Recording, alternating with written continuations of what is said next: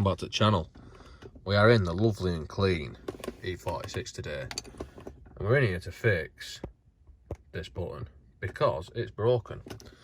Now it's not that broken. I mean, it still works. I mean, I can send the window down, I can send the window up, but if I press it for the one touch, nah.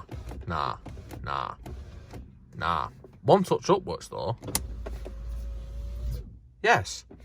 And the reason for that is because the button, if we look at this one, it has like a little stick that goes into like a little slot.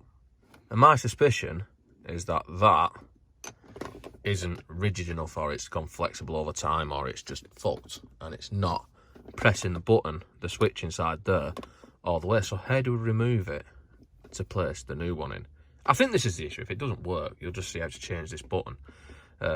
So yeah, this is the old button. So just carefully pull the shitter off, like so.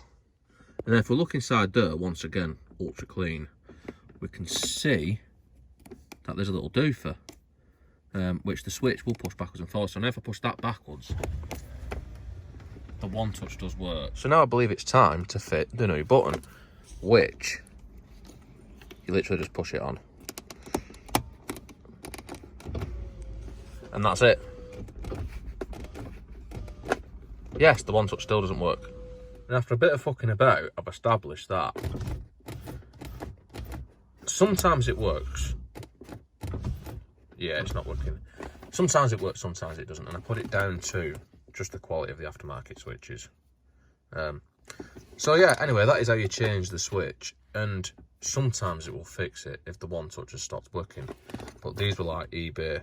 They're about £3 or something. I might get a better one and change it again and see if that helps, but it probably won't. Anyway, that's how you change the button. See you next time. Yes.